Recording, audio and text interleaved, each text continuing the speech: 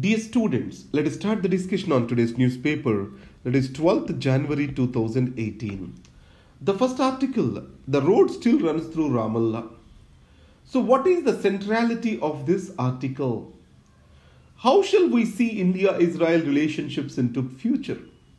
We have to see them through the lens of Israel-Palestine relations, or can we see them independently on their own merit? This is what is the question. So in this context, India wants to dehyphenate India-Israel relations with Israel-Palestine relations.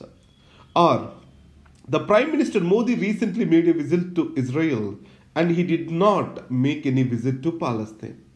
The reason here is, previously every dignitary visited both the countries simultaneously.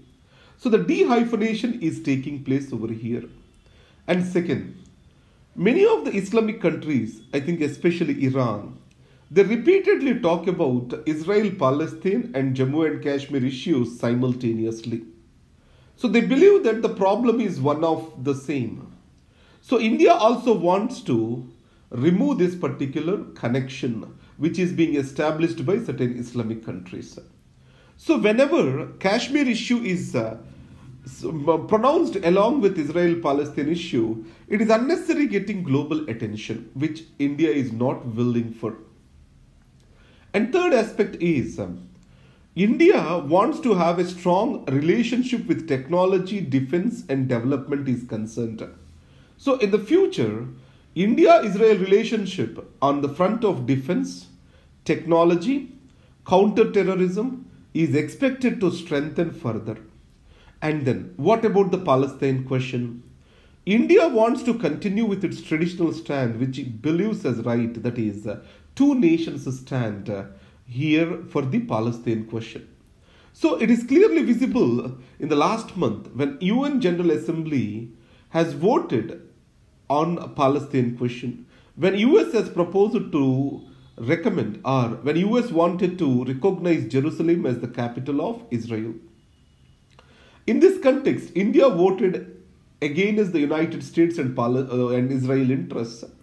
So in this, India also wants to be an independent nation with regard to its foreign policy is concerned. So it is committed to two-nation solution for Israel-Palestine issue. So India wants to emerge itself as a nation which is a leader that can lead the world and provide a direction to various problems that are facing the mankind. So India is no more wants to be a balancing power, but it wants itself to be a nation leading the world. So those are the points we need to keep over here. But however, remember, from the Nehruvian days onwards, India and its sympathies are with Palestine. And it also resonates across most of the third world countries and Arab world. So, India still have to consider Palestine question and shall give due importance to it. So that's why the road still runs through Ramallah. That's why it was named as so. The next article is the ABC of the Right to Education Act. You know, right to education, it was provided a constitutional status through 86th Amendment Act. And Article 21A of the Constitution does that. To give effect to this Article 21A, a law is being passed by the Parliament, Right of Children for Free and Compulsory Education Act. According to this, any child 6 to 14 years of age, they can be educated in a school. And state has a responsibility to educate these children. That's what is the objective over here. So, what are the challenges to this? The first one is retention. Previously, the challenge was to bring in out-of-school children into the school. Now, ensuring inside the students who are there inside the school will continue their education, that is what is the challenge. How it can be solved? The first thing is this. The quality of education need to be improved. The basic amenities shall be provided to the children.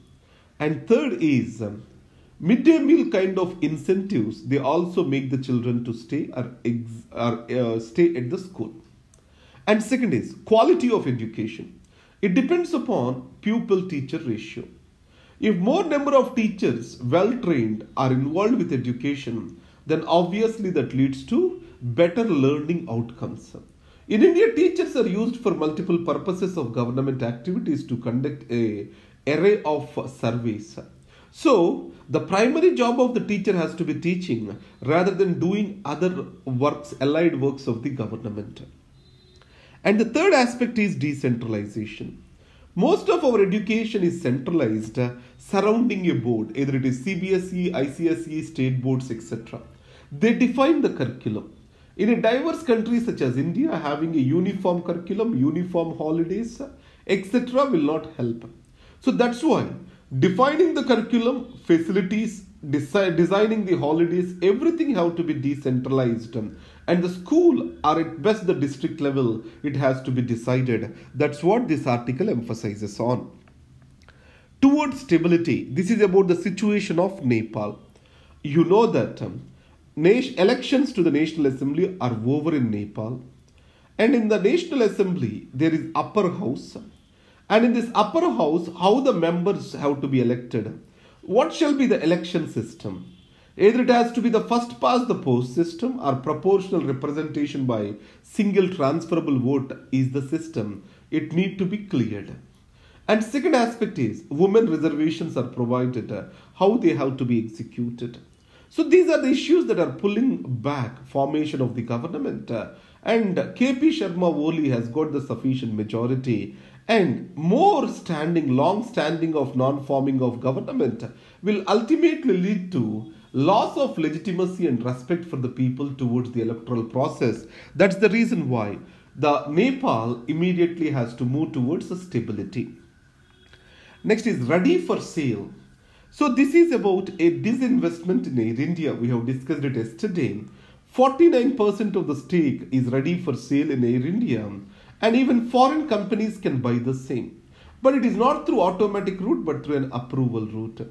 And 100% of FDI is allowed in the case of single brand retail, and also local sourcing norms are relaxed for 5 years.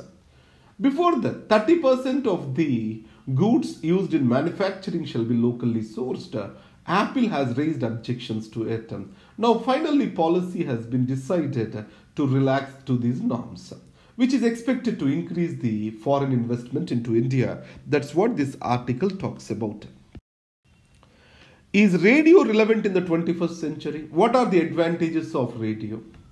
First is, it is a cheap and effective communication medium and entertainment medium. It is portable and it is slim, or else that's what it is. It can be carried anywhere. So that's why mobility is there for radio as like mobile phone. And it's a poor man's entertainment. And above all, we have found new uses for radio, especially with regard to disaster management are concerned. But however, radio as a mainstream entertainment lost its significance once the TV, internet have come. So, the radio may not die, but it may not be a hero too. That's what I want to put it as. On the other side, stringent government regulations, especially with regard to community radios, is a problem. So many times community radio revolution has led to increase in women empowerment, especially in few districts such as Adilabad in Telangana. So liberal permissions by the central government, encouragement of community radio for spread of various news and other related value additions to the farmers and disadvantaged groups can be helpful. So the radio is going to be relevant with its newfound use rather than its mainstream use. That's what we can put this article as. Next is Supreme Court to hear plea against Kerala CM's discharge in graft case. There is nothing more important in this.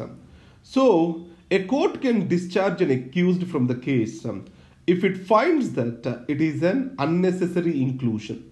Normally, police includes the accused just with mere information rather than doing a proper investigation. So then, to protect the rights of the individual, the courts can discharge them. So once it is discharged, investigation agency can appeal on that matter. That's what is been done over here. In a first collegium picks woman lawyer as Supreme Court judge. Remember here, she is not the first woman judge in the Supreme Court. I think she is the 7th woman judge if I am not wrong. So Fatima Bibi was the first Supreme Court woman judge. but she is the first woman judge who is directly taken from the bar.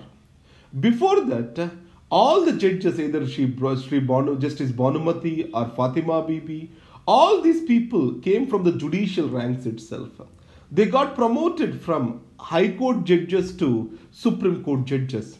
On the other hand, Miss Hindu Malhotra, she is the first lawyer from the bar to be elevated as the Supreme Court judge.